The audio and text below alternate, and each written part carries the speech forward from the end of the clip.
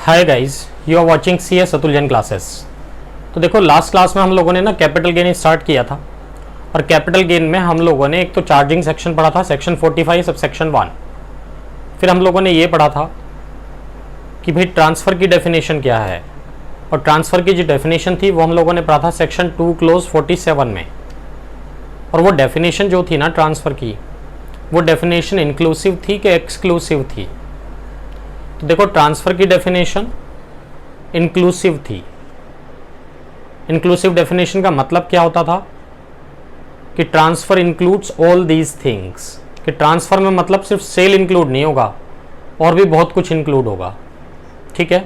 फिर हम लोगों ने नेक्स्ट डेफिनेशन पढ़ी थी कैपिटल एसेट्स की, और वो जो कैपिटल एसेट्स की डेफिनेशन थी वो किस सेक्शन में दी थी आपको? सेक्शन 2 क्लोज 14 में, राइट।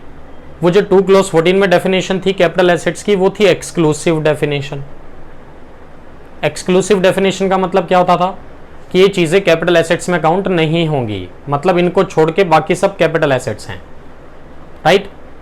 तो उसमें हम लोगों ने क्या क्या पढ़ा था एक्सक्लूसिव डेफिनेशन में? नंबर 1, किस किस को एक्सक्लूड करते थे आप? नंबर 1 स्टॉक इन ट्रेड को, नंबर 2 पर्सनल इफेक्ट्स को, और पर्सनल इफेक्ट्स में भी कुछ 6 या 7 आइटम्स को हमने क्या किया था? इंक्लूड कर लिया था, एक्सक्लूड में से एक्सक्लूड किया था, है ना। क्या सब था वो? लाइक ज्वेलरी था, बुलियन था, राइट, आर्कियोलॉजिकल कलेक्शंस था, ड्राइंग्स था, पेंटिंग्स था, वर्क ऑफ आर्ट था, वो सब इंक्लूड होते थे। फिर हम लोगों ने क्या पढ़ा था उसी में एक्सक्लूसिव डेफिनेशन में? थर्ड पॉइंट में रूरल एग्रीकल्चरल लैंड भी कैपिटल एसेट्स नहीं है। फिर हम लोगों ने क्या पढ़ा था? Special bonds issued by government. इस तरह की चीजें हम लोगों ने पढ़ी थी, राइट। तो गेन हम लोगों का डिस्कस करना रह गया था लास्ट क्लास में। तो मैंने बताया था सेक्शन 45 सब सेक्शन 1 क्या कहता है कि पहली चीज गेन होना चाहिए। तो गेन क्या होता है वो हम लोग यहाँ डिस्कस कर रहे हैं। किस चीज पे होना चाहिए? ट्रांसफर पे होना चाहिए। ट्रांसफर हम लोग ऑलरेडी पढ़ चुके थे। किस चीज के ट्रांसफर पे? कैपिटल एसेट्स के। तो कैपिटल एसेट्स भी हम लोग पढ़ चुके थे। तो आज हम लोग किसकी बात कर रहे हैं? गेन की, राइट। और इन शॉर्ट प्रॉफिट या गेन में डिफरेंस क्या था? Profit in normal course of business होता है और gain in abnormal course of business होता है। मीन्स गुड्स के बेचने पे प्रॉफिट होता है और एसेट्स के बेचने पे गेन होता है। तो जो गेन है ना भाई, ये भी दो तरह का होता है। देखो, एक होता है STCG, एक होता है LTCG। STCG means short term capital gain and LTCG means long term capital gain. तो जो शॉर्ट टर्म कैपिटल गेन है ये किस पे अराइज होगा? STCA पे। STCA means short term capital assets. और LTCG किस पे अराइज होगा? LTCA पे। LTCA means long term capital assets. अब क्वेश्चन ये अराइज होता है कि ये लॉन्ग टर्म कैपिटल एसेट्स क्या होती हैं और शॉर्ट टर्म कैपिटल एसेट्स क्या होती हैं। तो देखो, कैपिटल एसेट्स तो हम लोग पढ़ चुके हैं। तो क्या पढ़ा था हम लोगों ने सेक्शन 2 क्लोज 14 में? कैपिटल एसेट्स क्या होता है या क्या नहीं होता है? क्या नहीं होता है, उनको छोड़ के बाकी सब कैपिटल एसेट्स हैं, है ना। अब उन कैपिटल एसेट्स को भी ना दो पार्ट में बाइफरकेट किया है इन्होंने। एक शॉर्ट टर्म कैपिटल एसेट्स, दूसरा long term capital assets. Short term capital asset is defined under section 2 close 42A and long term capital asset is defined under section 2 close 29A, right. तो ये जो capital assets हैं इसको इन्होंने 3 part में bifurcate कर दिया। अगर तो वो लिस्टेड सिक्योरिटीज हैं, लिस्टेड सिक्योरिटीज हैं, और छोड़ के किसको? यूनिट्स को। और देखो, security is a wider term, it include share, debenture, bond, सब कुछ कवर अप हो रहा है इसमें, ना। ठीक है। तो लिस्टेड सिक्योरिटी है या तो, या फिर units of equity oriented funds हैं। EOF मतलब इक्विटी ओरिएंटेड फंड्स। तो जनरली जब आप म्यूचुअल फंड के यूनिट्स खरीदते हो ना, तो म्यूचुअल फंड का पर्पज ही क्या होता है कि वो mutual fund bundle of securities में इन्वेस्टमेंट करता है, राइट। तो बंडल ऑफ सिक्योरिटी का मतलब इक्विटी में भी इन्वेस्ट करता है, प्रेफरेंस में भी, डिबेंचर्स में भी, सब में इन्वेस्ट करता है म्यूचुअल फंड। बट हम लोग कौन सी यूनिट्स की बात कर रहे हैं यहाँ? Units of equity oriented funds का मतलब आपने जो यूनिट्स खरीदी है ना इस बार, किसी ऐसे म्यूचुअल फंड्स की खरीदी है जो अपना सारा पैसा कहाँ इन्वेस्ट करता है? इक्विटी में। समझ रहे हैं बात मेरी? चलो, तो भाई या तो लिस्टेड सिक्योरिटी है, या फिर units of equity oriented fund है, या फिर ZCB मतलब जीरो कूपन बॉन्ड, या फिर जीरो कूपन बॉन्ड है। इन तीनों में से अगर कुछ भी हुआ तो होल्डिंग पीरियड कितना काउंट करना है मुझे? Equal to and less than 12 months, है ना।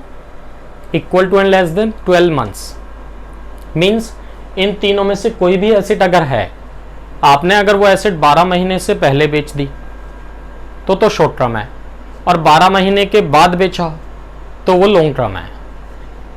बात समझ रहे मेरी? 12 महीने से पहले बेच दिया तो शॉर्ट टर्म है, 12 महीने के बाद बेचा तो वो लॉन्ग टर्म हो जाएगा। ठीक। सेकंड में मैंने क्या लिखा बी कैटेगरीज में? या तो अनलिस्टेड शेयर्स हैं, सिर्फ अनलिस्टेड शेयर लिखा है, सिक्योरिटी नहीं लिखा। तो अनलिस्टेड शेयर आएंगे यहाँ, डिबेंचर्स नहीं आएंगे। अनलिस्टेड डिबेंचर कहाँ जाएंगे? ऊपर तो मतलब नहीं है, ऊपर तो लिस्टेड सिक्योरिटी की बात थी। तो अनलिस्टेड डिबेंचर कहाँ जाएंगे? अदर्स में, राइट। तो या तो अनलिस्टेड शेयर्स है, या फिर लैंड है, या फिर बिल्डिंग है, या फिर दोनों मिला के हैं। तो उस केस में होल्डिंग पीरियड कितना काउंट करना है आपको? Equal to and less than 24 months. Means 24 महीने से पहले बेच दिया तो शॉर्ट टर्म, और 24 महीने के बाद बेचा तो लॉन्ग टर्म। एग्जैक्टली 24 महीने में बेचा तो भी शॉर्ट टर्म है ना। Next one others. अदर्स में जितनी भी एसेट्स बची जो इनको छोड़ के हैं, प्रोवाइडेड कि वो कैपिटल एसेट होना चाहिए। अगर आपने equal to and less than 36 months में बेच दिया, मीन्स 3 साल से पहले बेच दिया तो शॉर्ट टर्म, और 3 साल के बाद बेचोगे तो लॉन्ग टर्म। क्लियर है बात मेरी यहाँ तक? चलो ठीक है, एक दो एग्जांपल ले लेता हूं जिससे बात क्रिस्टल क्लियर हो जाए। लो जी, ये स्पेस थोड़ा सा मैं इसको रब कर रहा हूं, ये नोट कर लो पहले, ये स्पेस मुझे चाहिए समझाने के लिए ना। ठीक है, नोट कर लिया। चलो जी, तो ये स्पेस मुझे चाहिए था। लो, अब सपोज करो 1 जनवरी 2019, 20, 21, 1 जनवरी 2018, ये चलो 19 ले लो। 1 जनवरी 2019 को ना आपने कोई एसेट खरीदी थी भाई 1 लाख रुपए की, और ये एसेट ना आपने बेच दी 31 दिसंबर 2019 को, यहाँ बेच दी 5 लाख में। यहाँ खरीदी थी, यहाँ बेच दी 5 लाख में। कितने का प्रॉफिट हो गया? एक तरह से 4 लाख का, है ना। अब क्वेश्चन ये राइज होता है कि ये जो एसेट है शॉर्ट टर्म है कि लॉन्ग टर्म है। अगर मैं कहूँ ये शेयर्स हैं, लिस्टेड शेयर हैं, तो कितना टाइम पीरियड काउंट करोगे आप? 12 महीने। और वैसे देखो ये एग्जैक्टली 12 महीने ही है, कोई भी एसेट हो तो शॉर्ट टर्म ही बनेगा। ठीक है, अगर मैं इसको डेट को थोड़ा सा चेंज कर दूं, ये ले लेता हूं, चलो 1 जुलाई 2018 को खरीदी थी आपने ये एसेट, है ना। 1 जुलाई 2018 को खरीदी थी भाई, डन। और 31 दिसंबर 2019 को बेच रहे हैं। अब सोचो, अगर ये एसेट क्या था, फर्स्ट क्वेश्चन में लेके चल रहा हूं, अगर वो एसेट क्या था? लिस्टेड शेयर था, लिस्टेड शेयर्स थे। तो लिस्टेड शेयर्स में तो कितना काउंट करोगे? लिस्टेड शेयर तो लिस्टेड सिक्योरिटी में काउंट होगा, तो equal to and less than 12 months count करोगे। तो जरा बताओ, 12 महीने से पहले बेचा, 12 महीने के बाद बेचा? 12 महीने के बाद बेचा ना, तो इसका मतलब शॉर्ट टर्म हुआ कि लॉन्ग टर्म हुआ? ये लॉन्ग टर्म कैपिटल एसेट हो गया भाई। समझ रहे हैं बात?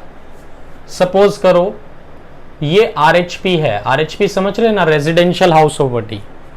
रेजिडेंशियल हाउस प्रॉपर्टी इस डेट को खरीदा है, इस डेट को बेचा है। अब बताओ, तो रेजिडेंशियल हाउस प्रॉपर्टी में कितना टाइम काउंट करोगे आप? 2 साल या 24 मंथ्स? तो 24 मंथ से पहले बेचा, बाद में बेचा? पहले बेचा, क्योंकि कितने महीने है ये? 1 जुलाई 2018 है ना, और ये 31 दिसंबर 2019 है। तो भाई 24 मंथ से तो पहले ही बेच दिया। इसका मतलब ये क्या काउंट होगा अब यहाँ? Short term capital asset. Clear है बात मेरी यहाँ तक? अच्छा, सपोज करो थर्ड पॉइंट ले लेते हैं, ये लो, आरएचपी ही है बट खरीदा कब था? 1 जनवरी 2018 को, बेचा कब है? 31 दिसंबर 2019 को। तो बता दो भाई, शॉर्ट टर्म की लॉन्ग टर्म? तो पूरा तो 2018 है, देखो पूरा 2019 है। ठीक है, पूरे 2 साल हुए ना, 2 साल मतलब एग्जैक्टली 24 मंथ्स है ना ये। और देखो आरएचपी तो देखो किस में काउंट करोगे? बी कैटेगरीज में, ये रहा, लैंड, बिल्डिंग और बोथ में। तो मीन्स 2 साल है, तो 2 साल में क्या काउंट करूं इसको? शॉर्ट टर्म की long term? Short term capital assets count होगा। क्लियर है बात यहां तक? नोट करो जी। फिर नेक्स्ट एग्जांपल, 1-2 एग्जांपल और ले लेता हूं मैं। यहां तक क्लियर है बात? तो लो जी, एग्जांपल 4th पे आ जाता हूं।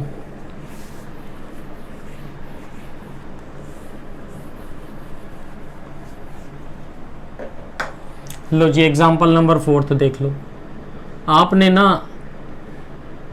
कोई ज्वेलरी खरीदी है, ठीक है, कब खरीदी है? परचेज तो की थी आपने भाई 1 जनवरी 2018 को, बेचा कब है?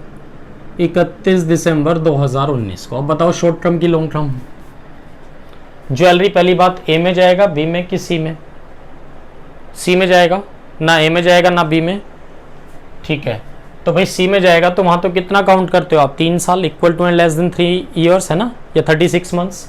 तो अब एक बार बताओ, ये यहाँ खरीदा था, यहाँ बेचा है, तो कितने दिन के अंदर बेच दिया आपने इसको? पूरे 2 साल में। पूरा 2018 है, पूरा 2019 है, तो 24 मंथ्स हुए ना ये तो लेस देन 36 मंथ्स है। इट मीन शॉर्ट टर्म की long term? Short term capital asset है, राइट। इसी तरह से 5th एग्जाम्पल ले लेता हूँ जी, ये लो, ज्वेलरी का ही एग्जाम्पल है भाई। परचेज किया था 1 जनवरी 2017 को, बेचा कब है? 31 दिसंबर 2019 को, है ना। तो इस बार देखो ये पूरे 3 साल बनेंगे, पूरा 2017 है, पूरा 2018 है, पूरा 2019 है ना। तो 3 साल का मतलब शॉर्ट टर्म की लॉन्ग टर्म क्या काउंट करूं? अभी भी ये शॉर्ट टर्म कैपिटल एसेट ही है, क्योंकि एग्जैक्टली 3 ईयर्स बन रहे हैं, पूरे 3 साल बन रहे हैं, पूरे 36 महीने बन रहे हैं। 6th एग्जाम्पल और ले लेता हूँ, ये लो, ज्वेलरी अगर आपने खरीदा तो था कब? 31 दिसंबर 2016 को, एक दिन पहले खरीदा था इससे, है ना। और बेचा कब है भाई? 31 दिसंबर 2019 को। इस बार ना ये अब लॉन्ग टर्म हो जाएगा, एक दिन पहले खरीदा है, तो अब ये 3 साल नहीं, 3 साल 1 दिन हो गया, ठीक। और इस डेट से भी पहले खरीदा हो, 2010 में खरीदा हो, तो फिर तो वैसे ही लॉन्ग टर्म है, फिर तो सोचने वाली बात भी नहीं है, ठीक है मेरी बात। इसी तरह से फॉर एग्जाम्पल ये लो जी एग्जाम्पल नंबर 7 एक और ले लेता हूँ। मोटर कार है भाई, है ना, कब खरीदी है? 1 जनवरी 2016 को खरीदी है ना। और बेची कब है? बेची है 31 दिसंबर 2019 को। बताओ शॉर्ट टर्म की लॉन्ग टर्म? कितने दिन हो गए? देखो 2016 से 2019 तक काउंट करोगे अगर आप, तो पूरा 2016, पूरा 2017, पूरा 2018 एंड पूरा 2019, तो 4 साल हो गए। बताओ शॉर्ट टर्म की लॉन्ग टर्म कौन सी एसेट काउंट होगा? Short term capital asset count होगा या long term capital asset count होगा? ये दोनों में ही नहीं जाएगा, क्यों? सोचो। क्योंकि जो मोटर कार है वो तो पर्सनल इफेक्ट्स में आएगा। हम लोगों ने डिस्कस किया था कैपिटल एसेट होना जरूरी है, तो 2 क्लोज 14 क्या कहता था? कैपिटल एसेट की डेफिनेशन एक्सक्लूसिव डेफिनेशन थी, तो उसमें हमने एक्सक्लूड किया था किसको? पर्सनल इफेक्ट्स को। तो पर्सनल इफेक्ट्स में आता है मोटर कार। तो मोटर कार अगर बेचोगे तो उसमें तो कैपिटल गेन टैक्स लगना ही नहीं है, तो फिर शॉर्ट टर्म क्या और लॉन्ग टर्म क्या? It doesn't make any difference, तो उसकी तो कैलकुलेशन करनी नहीं है भाई। तो मीन्स घड़ी बेचो, मोबाइल बेचो, घर का फर्नीचर बेचो, मोटर कार बेचो, बाइक बेचो, स्कूटर बेचो, इन पे कैपिटल गेन टैक्स नहीं लगेगा। क्यों? क्योंकि वो कैपिटल एसेट्स में ही काउंट नहीं होगा, वो तो पर्सनल इफेक्ट्स हैं। हाँ, ज्वेलरी काउंट होता है कैपिटल एसेट्स में। क्लियर है मेरी बात यहां तक? ठीक है, नोट करो इसको, एग्जांपल्स को। ठीक है जी, तो देखो फर्स्ट पॉइंट मैंने आपको क्लियर कर दिया। अब सेकंड पॉइंट पे आते हैं, सेकंड पॉइंट ऑफ डिफरेंस। तो देखो जी, सेकंड पॉइंट ऑफ डिफरेंस की अगर मैं बात करूं तो मैंने क्या लिखा है? नो इंडेक्सेस अलाउड, और यहां इंडेक्सेस परमिसिबल हैं। ये इंडेक्सेस का मतलब क्या है? देखो इंडेक्सेस का सबसे पहली बात तो क्या है, इस इंडेक्सेस का पूरा नाम क्या है? That is called CII। Indexes को हम लोग क्या बोलते हैं? CII का मतलब क्या है? Cost inflation index. तो कॉस्ट इन्फ्लेशन इंडेक्स का मतलब क्या है? कॉस्ट इन्फ्लेशन है, डिफ्लेशन है, इन्फ्लेशन है, मतलब कॉस्ट को बढ़ाने के लिए आप कुछ इंडेक्सेस यूज कर रहे हो, या घटाने के लिए? बढ़ाने के लिए। इन्फ्लेट मतलब बढ़ाना। तो कॉस्ट इन्फ्लेशन इंडेक्सेस ये हैं क्या? कॉस्ट इन्फ्लेशन इंडेक्सेस क्या हैं? देखो ये ना कुछ नंबर्स हैं सेंट्रल गवर्नमेंट के पास, जो कि हम लोग किस लिए कैलकुलेट, किस लिए काउंट करते हैं, किस लिए कंसीडर करते हैं? ये नंबर्स हम लोग किस लिए कंसीडर करते हैं? कॉस्ट को इन्फ्लेट करने के लिए। कॉस्ट को क्या करने के लिए? इन्फ्लेट करने के लिए। सेंट्रल गवर्नमेंट के पास कुछ नंबर्स हैं, ठीक है, और हर साल ये इंडेक्स बढ़ता रहता है, ठीक। और एग्जाम में आपको इंडेक्सेस दिए होंगे, आपको याद रखने की जरूरत नहीं है। तो इंडेक्स आपको 2 साल के याद रखना है बस, एक तो बेस ईयर का और एक करंट ईयर का। बाकी इंडेक्सेस मैंने भी आपको बुक में दे रखे हैं, ठीक है मेरी बात। चलो, तो इंडेक्सेस का मतलब क्या है, यूज किया है, ये बता रहा हूं। देखो, मान लो भाई आपने ना कोई एसेट खरीदी थी 1 जनवरी 2002 में। कितने की खरीदी थी वो? RHP खरीदा था, मान लो रेजिडेंशियल हाउस प्रॉपर्टी, कितने का? 1 लाख रुपए का। और ये मकान ना अब आप बेच रहे हो, कब बेच रहे हो भाई? 31 दिसंबर 2019 को बेच रहे हो। कितने का? 10 लाख रुपए का। ये बेच दिया जी 10 लाख रुपए का। यहां तक बात क्लियर है मेरी? ठीक है जी। तो आपने कोई RHP खरीदी है 1 लाख रुपए की, इस डेट को बेचा है 31 दिसंबर 2019 को, कितने में? 10 लाख रुपए में। सबसे पहली चीज क्या खरीदा, क्या बेचा? RHP। RHP मतलब रेजिडेंशियल हाउस प्रॉपर्टी। तो सबसे पहले तो चेक करो कि ये कैपिटल एसेट है कि नहीं है। बिल्कुल है, एक्सक्लूजन में तो फॉल आउट नहीं करता सेक्शन 2 क्लोज 14 के। अब फिर ये चेक करो, देखो कैपिटल एसेट तो ये है, शॉर्ट टर्म कैपिटल एसेट है या लॉन्ग टर्म कैपिटल एसेट है, अब ये चेक करो। तो देखो RHP का केस है, तो कितना टाइम ए कैटेगरी में फॉल आउट करेगा, बी में कि सी में? बी में फॉल आउट करेगा। बी में तो कितने दिन वाली बात थी, देखो 24 मंथ्स की। तो 24 मंथ्स के तो बाद भी कहा है, मतलब शॉर्ट टर्म की लॉन्ग टर्म? लॉन्ग टर्म है। लॉन्ग टर्म है तो इंडेक्सेस मिलेंगे कि नहीं मिलेंगे? बिल्कुल मिलेंगे। इंडेक्सेस का मतलब क्या है? देखो अब एक बात सोचो, आपने ना आज ये रेजिडेंशियल हाउस प्रॉपर्टी 10 लाख में बेच दिया, और मान लो इनकम टैक्स वाले पहुंच गए आपके घर, क्या कह रहे हैं कि भाई तुमने ये मकान 1 लाख का खरीदा था 2002 में, 2019 में आपने 10 लाख का बेचा, 9 लाख रुपए का आपको प्रॉफिट हो गया, लाओ टैक्स दे दो। तो क्या आप टैक्स दोगे इस 9 लाख पे? नहीं ना। क्या कहोगे कि सर 1 लाख में ये मकान मैंने कब खरीदा था? 2002 में खरीदा था, और बेचा कब है? 2019 में। तो उस टाइम पे 1 लाख रुपए बहुत होते थे, और आज की डेट में तो 1 लाख की कोई वैल्यू ही नहीं है। लोग जेब में मोबाइल लेके घूमते हैं 1 लाख रुपए का। समझ में आ रही है बात मेरी? तो मीन्स, और दूसरी बात क्या कहना चाह रहा है SSC? ये कहना चाह रहा है कि भैया आप इनकम आज की निकाल रहे हो कि 2002 की निकाल रहे हो? आप इनकम आज की निकाल रहे हो ना। आपने सेल प्राइस कब का लिया? आज का ना।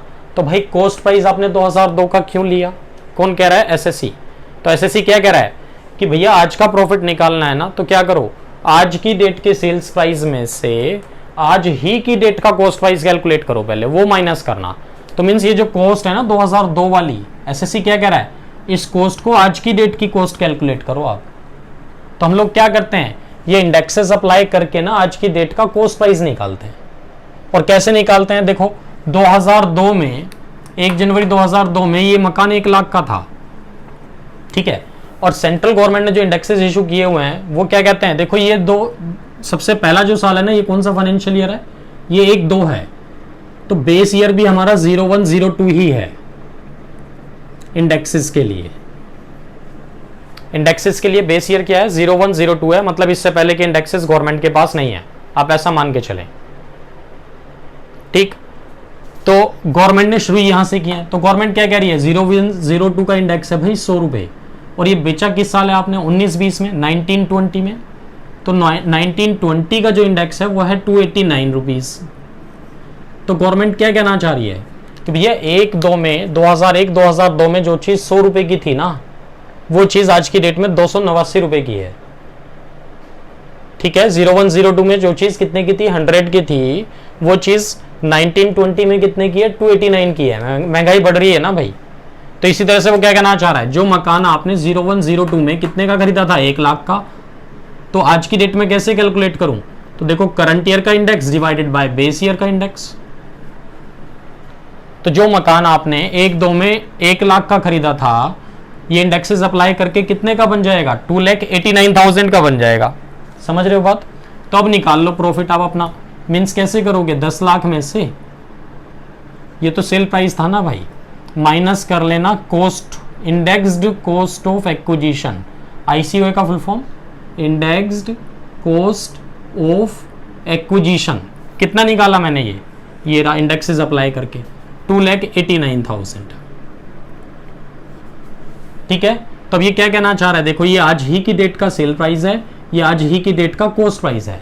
तो आज ही की डेट के सेल प्राइस से आज ही की डेट का कॉस्ट प्राइस मैंने माइनस कर दिया, तो बैलेंस जो बचेगा ना ये कितना आया, 7,11,000 रुपए। तो ये आज की डेट का प्रॉफिट है यार, वो भी लॉन्ग टर्म कैपिटल गेन। इस पे टैक्स देंगे जी हम। क्लियर है मेरी बात? तो इंडेक्सेस का मतलब ही क्या हुआ, इंडेक्सेस हम लोग किस लिए यूज कर रहे हैं, आज की डेट की कॉस्ट कैलकुलेट करने के लिए। कॉस्ट बहुत पुरानी है, आज की डेट की कॉस्ट कैलकुलेट करनी है तो क्या करना पड़ेगा, इंडेक्सेस अप्लाई करने पड़ेंगे। और ये इंडेक्सेस यही मिलेंगे सिर्फ किस में, लॉन्ग टर्म में। शॉर्ट टर्म में आपको कोई भी इंडेक्सेस नहीं मिलेंगे।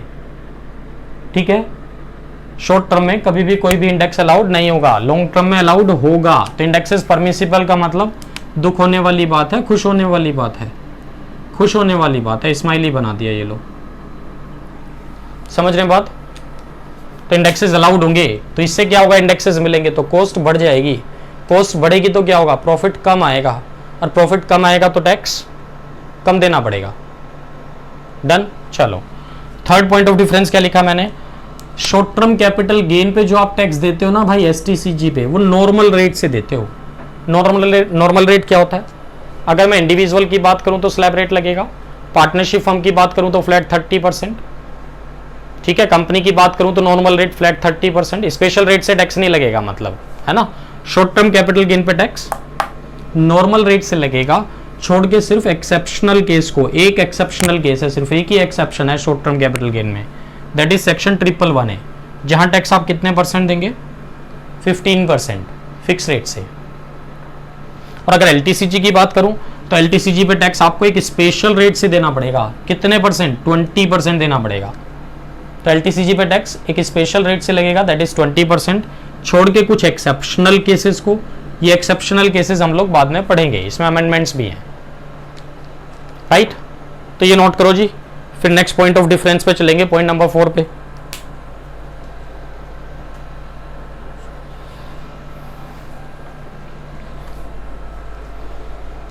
ठीक है, नोट कर लिया सबने, ये रब कर दूं? चलो जी देखो रब कर रहा हूं, और अब मैं नेक्स्ट पॉइंट ऑफ डिफरेंस पे आ रहा हूं, that is difference point number 4 पे, है ना।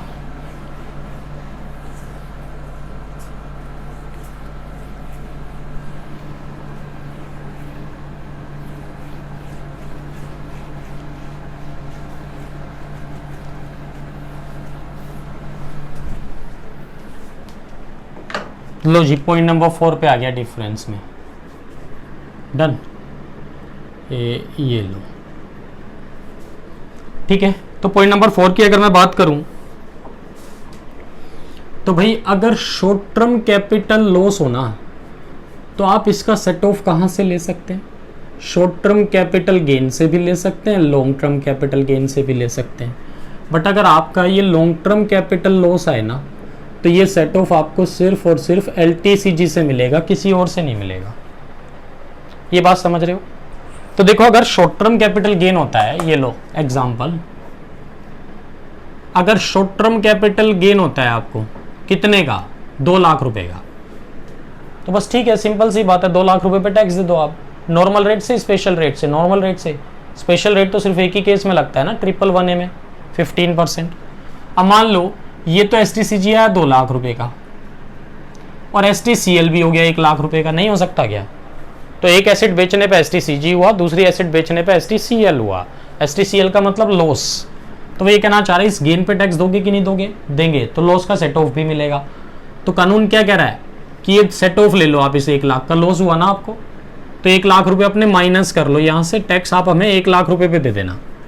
तो इनकम टैक्स वाले भाई वन साइडेड बात नहीं कर रहे हैं, वो ये कहना चाह रहे हैं भैया प्रॉफिट हुआ तो आप हमें टैक्स दे देना, लॉस हुआ तो देखो हम टैक्स देने नहीं आएंगे आपको, आप क्या करना दूसरी इनकम से एडजस्ट कर लेना, दूसरी इनकम नहीं है तो अगले साल कैरी फॉरवर्ड कर लेना, अगले साल एडजस्ट कर लेना भाई। इस तरह से आप 8 साल तक कैरी फॉरवर्ड कर सकते हैं, किसको, लॉसेस को। बात समझ में आ रही है मेरी? ठीक है, तो मीन्स गेन हुआ तो टैक्स दे देना, लॉस हुआ तो सेट ऑफ ले लेना, कोई दिक्कत नहीं है। ऐसे ही दूसरा एग्जांपल ले लेता हूं, चलो मैं, एक ये तो है भाई STCG है ना, ये चलो ये तो है LTCG कितने का 2 लाख का, और ये है STCL। तो देखो पहले केस में दोनों ही शॉर्ट टर्म थे और इस केस में शॉर्ट टर्म कैपिटल लॉस है 1 लाख का और LTCG है 2 लाख का। तो क्या सेट ऑफ ले सकते हैं इस 1 लाख का? अभी भी कहते हैं शॉर्ट टर्म कैपिटल लॉस को आप STCG से भी एडजस्ट कर सकते हैं, LTCG से भी, तो बिल्कुल कर सकते हैं जी। अभी भी बैलेंस कितना बचा? 1 लाख का। 1 लाख का जो ये LTCG बचा इस पर टैक्स दे देना आप। बट अगर थर्ड एग्जाम्पल में यहाँ ले लूँ, ये लो, ये एग्जाम्पल 1, ये एग्जाम्पल 2, एग्जाम्पल 3 में आ जाओ, ये लो जी एग्जाम्पल 3। इसमें मैं क्या कर रहा हूँ, देखो ये तो है भाई LTCG 5 लाख का, ये है LTCL 1 लाख का। तो क्या लॉन्ग टर्म कैपिटल लॉस को लॉन्ग टर्म कैपिटल गेन से एडजस्ट कर सकते हैं? बिल्कुल कर सकते हैं जी, कर लो। चलो जी 1 लाख एडजस्ट कर दिए, बैलेंस कितना बचा? 4 लाख रुपए का। तो इसका मतलब 4 लाख रुपए LTCG के बचे, आप इस पे टैक्स दे देना। एग्जाम्पल नंबर 4 पे आ जाओ। इसमें क्या कर रहा हूँ मैं अब, ये लो जी, ये तो है शॉर्ट टर्म कैपिटल गेन इस बार STCG है ना, और ये है LTCL 1 लाख का। शॉर्ट टर्म कैपिटल गेन है कितने का? 5 लाख का। क्लियर है बात मेरी यहाँ तक? अब क्या हम इस 1 लाख के लॉस को यहाँ एडजस्ट कर सकते हैं? ये अलाउड नहीं है। देखो क्या कह रहा है, लॉन्ग टर्म कैपिटल लॉस अगर हुआ ना तो सिर्फ और सिर्फ किससे एडजस्ट होगा? लॉन्ग टर्म कैपिटल गेन से। तो अगर ये लॉन्ग टर्म कैपिटल गेन होता तो एडजस्ट हो जाता, but short term capital gain से आप एडजस्ट नहीं कर सकते। इसका मतलब इस बार आपको टैक्स कितने पे देना पड़ेगा? 5 लाख पे ही देना पड़ेगा। और ये लॉन्ग टर्म कैपिटल लॉस जो आया था ना 1 लाख का, आप इसको कैरी फॉरवर्ड कर लो नेक्स्ट ईयर। आप इसको क्या करो, कैरी फॉरवर्ड कर लो नेक्स्ट ईयर। नेक्स्ट ईयर अगर LTCG हुआ तो उसमें से माइनस कर लेना आप, और अगर नेक्स्ट ईयर भी LTCG नहीं हुआ तो नेक्स्ट ईयर कैरी फॉरवर्ड कर लेना। तो इस तरह से आप कितने साल तक कैरी फॉरवर्ड कर सकते हैं?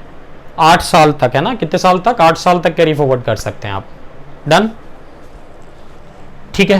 तो ये एग्जांपल भी नोट कर लो भाई, फिर ये स्पेस मुझे चाहिए।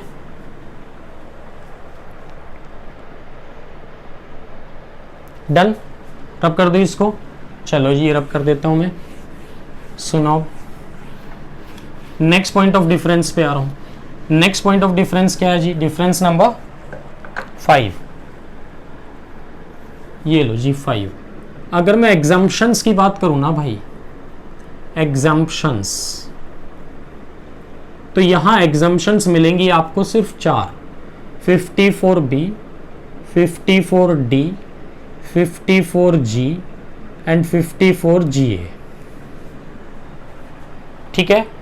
और यहां अगर एग्जम्पशंस की बात करूं लॉन्ग टर्म में, तो लॉन्ग टर्म में तो आपको सारी ही एग्जम्पशंस मिल सकती हैं, कोई भी मिल सकती है।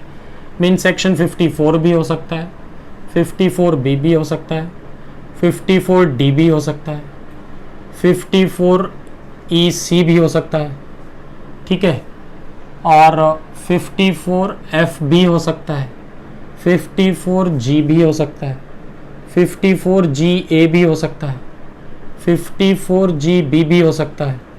तो कितना हुआ ये? 1 2 3 4 5 6 7 8, है ना? 8 एग्जम्पशंस बनती हैं टोटल, ठीक है यहां तक। तो देखो भाई यहाँ 4 एग्जम्पशंस हैं और वहाँ 8 एग्जम्पशंस हैं। और अगर आप इन 8 एग्जम्पशंस में देखोगे ना, तो ये जो 4 एग्जम्पशंस थी ना यहाँ B, T, G and GA वाली, वो यहाँ भी हैं। देखो ये रही 54B यहाँ भी है, 54D यहाँ भी है, G भी है, GA भी है। तो इसका मतलब क्या हुआ कि जो 4 सेक्शन की एग्जाम है ना, B, D, G and GA, 4 section की जो एग्जाम्पशंस हैं, ये तो शॉर्ट टर्म पे भी है और लॉन्ग टर्म पे भी है। बट बाकी के बचे हुए जो 4 सेक्शंस हैं, 54, 54EC, 54F, 54GB, ये एग्जाम्पशन सिर्फ लॉन्ग टर्म पे हैं, शॉर्ट टर्म पे नहीं है, राइट। और देखो लास्ट पॉइंट ऑफ डिफरेंस क्या बना रहा हूं मैं अब यहाँ, कंप्यूटेशन का। कंप्यूटेशन ऑफ STCG है ना, यहां भी ये लो, computation of LTCG, long term capital gain, right. तो इसकी कैलकुलेशन कैसे करेंगे आप? फॉर्मेट यही चलेगा। डन।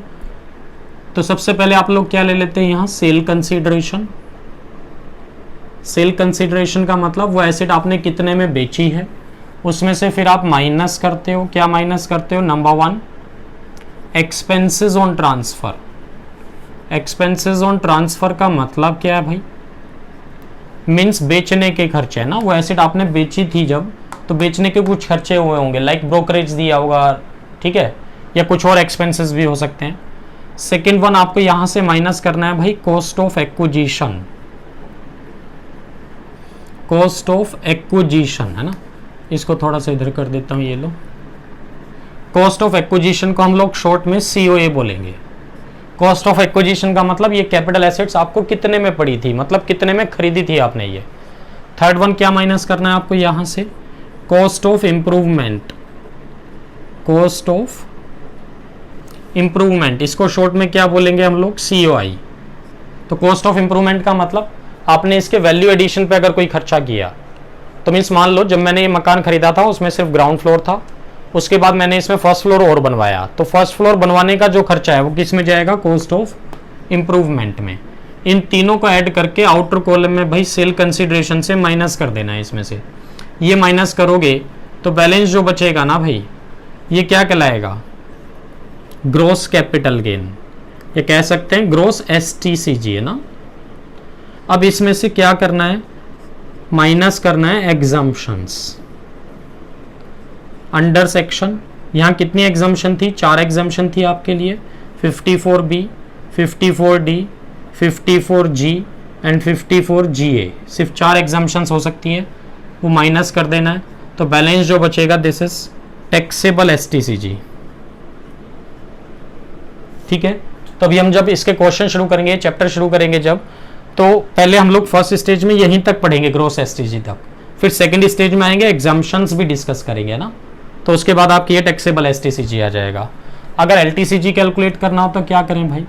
सबसे पहले तो सेल कंसीडरेशन ले लो। सेल कंसीडरेशन मतलब वो एसेट बिकी कितने में है, उसमें से माइनस करना है। अगेन क्या माइनस करना है? नंबर 1 एक्सपेंसेस ऑन ट्रांसफर, बेचने के खर्चे है ना, खरीदने के नहीं, बेचने के खर्चे। नंबर 2 यहां आपने क्या माइनस किया था? देखो COA means cost of acquisition, और आपको याद होगा लॉन्ग टर्म में तो इंडेक्सेस मिलते हैं, इंडेक्सेस अप्लाई भी करोगे, यहाँ इंडेक्सेस नहीं मिलते हैं, यहाँ मिलते हैं। तो यहाँ कॉस्ट ऑफ एक्विजिशन नहीं, यहाँ क्या चलेगा? इंडेक्स्ड कॉस्ट ऑफ एक्विजिशन है ना, इसको हम शॉर्ट में क्या बोलेंगे? ICOA, index cost of acquisition. मतलब कॉस्ट ऑफ एक्विजिशन में इंडेक्सेस भी अप्लाई करेंगे। डन। थर्ड पॉइंट क्या माइनस करेंगे आप यहां से? यहां कॉस्ट ऑफ इंप्रूवमेंट था, तो यहां इंडेक्स कॉस्ट ऑफ इंप्रूवमेंट हो जाएगा। मतलब डिफरेंस सिर्फ किस चीज का आया? एक यहां डिफरेंस, एक यहां डिफरेंस, और डिफरेंस भी क्या था? कॉस्ट ऑफ एक्विजिशन नहीं, इंडेक्स कॉस्ट ऑफ एक्विजिशन चलेगा। ऐसे ही कॉस्ट ऑफ इंप्रूवमेंट नहीं, क्या चलेगा? इंडेक्स्ड कॉस्ट ऑफ इंप्रूवमेंट चलेगा। ठीक है, इंडेक्सेशन अलाउड है यहाँ। ICOI इसको शॉर्ट में बोलेंगे हम लोग। इन तीनों को ऐड करके अगर मैं आउटर कॉलम में माइनस कर दूं सेल कंसिडरेशन से, तो बैलेंस इज ग्रोस LTCG है ना। इसमें से अगर हम एग्जाम्पशंस माइनस कर दें, कौन सी एग्जाम्पशंस? जो अभी हम लोग डिस्कस कर रहे थे कि भाई यहाँ तो 8 एग्जाम्पशंस मिल सकती हैं आपको, है ना। तो 54 भी हो सकता है, 54B भी हो सकता है, 54D भी हो सकता है, 54EC भी हो सकता है, 54F भी हो सकता है, 54G भी हो सकता है, 54GA भी हो सकता है, 54GB भी हो सकता है ना। इनमें से कोई भी एग्जाम्पशन बन सकती है, वो माइनस करो। Balance is called as taxable LTCG। ठीक है, ये फॉर्मेट चलेगा। डन। शॉर्ट टर्म का और लॉन्ग टर्म का।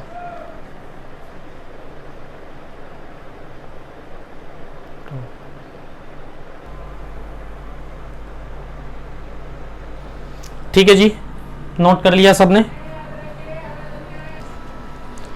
तो देखो भाई, शॉर्ट टर्म कैपिटल गेन निकालने में तो कोई प्रॉब्लम है नहीं, सब कुछ तो क्वेश्चन में दिया होगा। क्यों? देखो सबसे पहले सेल कंसीडरेशन क्वेश्चन में दिया होगा, हमें क्या सपने आ रहे हैं कितने में बेचा आपने कैपिटल एसेट्स को।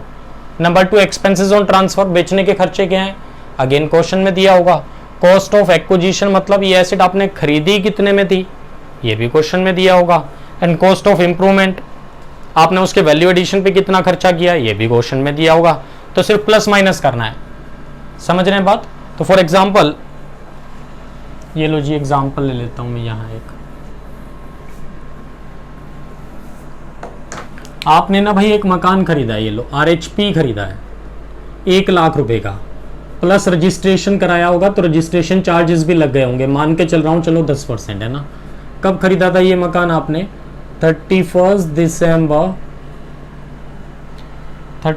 दिसंबर को ले लेते हैं, 2018 को ले लेते हैं चलो, है ना।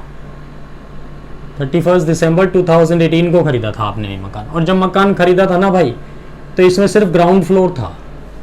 फिर आपने क्या किया, जून 2019 में इसमें ना फर्स्ट फ्लोर और बनवा दिया।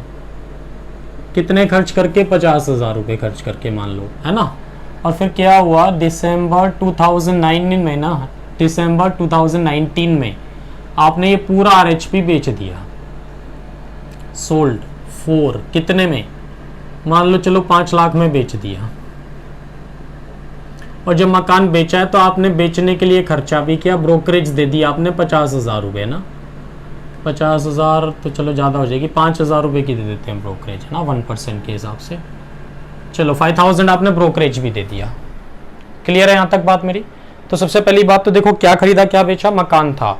मकान कैपिटल एसेट है कि नहीं है? एक्सक्लूजन में तो फॉल आउट नहीं करता, मतलब मकान कैपिटल एसेट है। अब देखो शॉर्ट टर्म है कि लॉन्ग टर्म है। कब खरीदा था भाई? 31 दिसंबर 2018 को। बेचा कब है? दिसंबर 19 में। तो 24 महीने से पहले बेचा बाद में बेचा? 24 महीने से तो पहले ही बेच दिया, तो इसका मतलब शॉर्ट टर्म है। और शॉर्ट टर्म कैपिटल गेन कैसे निकालना है भाई? सबसे पहले सेल कंसिडरेशन ले लो। कितना है सेल कंसिडरेशन बताओ, कितने में बिका ये मकान? ये बिका भाई 5 लाख रुपए में। चलो जी, उसके बाद क्या करो, माइनस करो एक्सपेंसेस ऑन ट्रांसफर, मतलब बेचने के खर्चे की खरीदने के खर्चे। ट्रांसफर मतलब बेचने के खर्चे। तो बेचने के कितने खर्चे हो गए भाई? बेचने के खर्चे हुए हैं ये देखो 5,000 रुपये ना। चलो ठीक है, फिर क्या माइनस करना है? Cost of acquisition. Cost of acquisition का मतलब ये मकान आपको कितने में पड़ा था? तो देखो ये मकान आपने 1 लाख का खरीदा था, प्लस रजिस्ट्रेशन चार्जेस भी दिए थे आपने 10%। तो ये रजिस्ट्रेशन चार्जेस भी ना मकान की कॉस्ट में ही जुड़ेंगे, क्योंकि हम लोग बचपन से पढ़ते आए हैं, जब तक एसेट वर्किंग कंडीशन में नहीं आएगी तब तक के सारे खर्चे क्या कर देना है? कैपिटलाइज कर देना है, मतलब एसेट की वैल्यू में ऐड कर देना है। तो एसेट कितने की है, मतलब मकान कितने का पड़ा? 1 लाख प्लस 10% मतलब 1,10,000 का। तो कॉस्ट ऑफ एक्विजिशन कितना लिखूं? 1,10,000 रुपये। ठीक है यहाँ तक बात मेरी?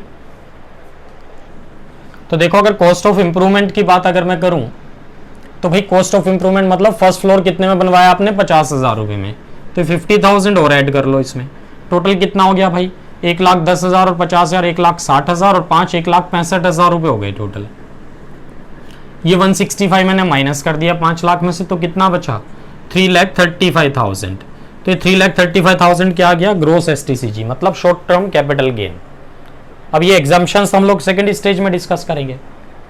तो बताओ शॉर्ट टर्म कैपिटल गेन निकालने में क्या प्रॉब्लम है? कुछ भी तो नहीं। सेल कंसीडरेशन दिया होगा, एक्सपेंसेस ऑन ट्रांसफर दिए होंगे, कॉस्ट ऑफ एक्विजिशन दिया होगा, कॉस्ट ऑफ इंप्रूवमेंट भी दिया होगा, तो प्लस माइनस करना है। ठीक है, तो प्रॉब्लम कहाँ आएगी? लॉन्ग टर्म में आएगी। अब मान लो अगर ये मकान 2018 में ना खरीद के ये 2010 में खरीदा होता, अब ये शॉर्ट टर्म हो जाता, लॉन्ग टर्म हो जाता। अब ये लॉन्ग टर्म हो जाता, लॉन्ग टर्म हो जाता तो सेल कंसीडरेशन तो भाई क्वेश्चन में दिया होगा अगेन, कितने का बिका मकान जी? 5 लाख का। Expenses on transfer again question में दिए होंगे, कितने हैं? 5,000। Next one, indexed cost of acquisition. यहां प्रॉब्लम वाली बात है। देखो तो क्वेश्चन में कॉस्ट ऑफ एक्विजिशन तो है, ये मकान कितने का खरीदा था? 1,10,000 का। बट मुझे कॉस्ट ऑफ एक्विजिशन नहीं, मुझे क्या चाहिए? Indexed cost of acquisition. तो इंडेक्स कॉस्ट ऑफ एक्विजिशन नहीं है, इसका मतलब मुझे ये index cost of acquisition calculate करना पड़ेगा। ठीक है, ऐसी कॉस्ट ऑफ इंप्रूवमेंट तो है, कितना इंप्रूवमेंट का खर्चा? 50,000 रुपए। बट मुझे कॉस्ट ऑफ इंप्रूवमेंट नहीं भाई, मुझे इंडेक्स कॉस्ट ऑफ इंप्रूवमेंट चाहिए। तो अगेन इंडेक्सेस अप्लाई करने पड़ेंगे, तो ICOI भी कैलकुलेट करना पड़ेगा। तो प्रॉब्लम शॉर्ट टर्म में नहीं है, प्रॉब्लम कहाँ है? लॉन्ग टर्म में। और लॉन्ग टर्म में भी कहाँ प्रॉब्लम है? या तो ICOI निकालने में या ICOI निकालने में।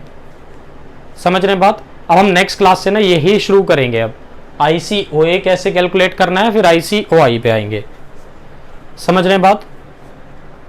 तो नेक्स्ट क्लास में हम लोग कहां से शुरू करेंगे, ICOA एंड ICOI पे जाएंगे लॉन्ग टर्म में। ठीक है, आज के लिए हम लोग इतना ही रखते हैं, ये नोट करो पहले।